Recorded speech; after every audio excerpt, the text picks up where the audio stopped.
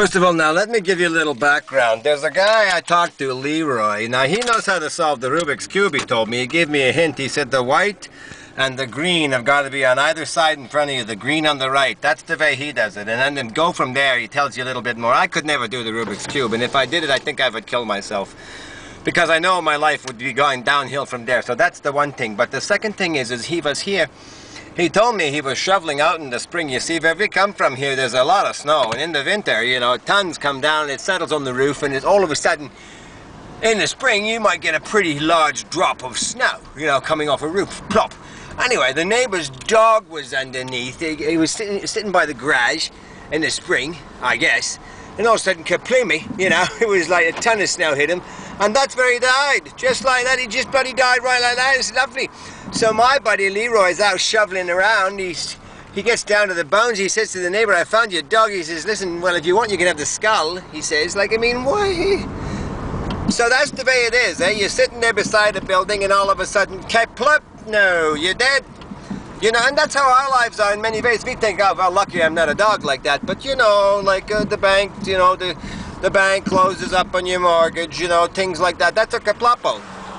And when you get a kaplapo, you are dead. So, you know, you can have your skull back, I suppose, at the end, or you could give your skull to your neighbor. Can you imagine? You could have his skull. And further to this story, my daughter, she had some hamsters, and they were lovely little guys that she loved, and she's a real animal girl. She loves it, and she's so good with the animals. God bless her. She could talk to the animals like Dr. Dolittle, I would say.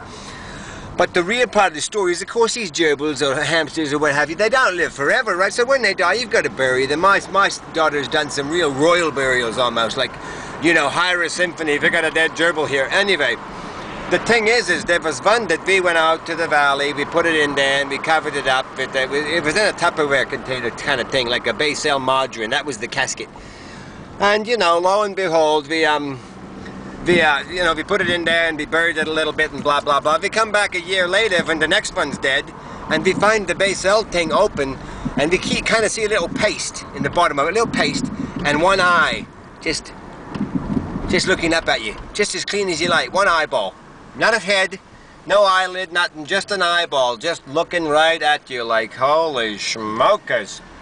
You know what I mean? And that's what happened. So, you know, I mean, that's how we are, you know? If someone was going to open up my casket or Napoleon's casket or, you know, Merv Griffin's casket, who I've mentioned before, he might just be there like, with one eye or with one tooth, you know? I don't know, God, you know, it's not easy out there. People are dying.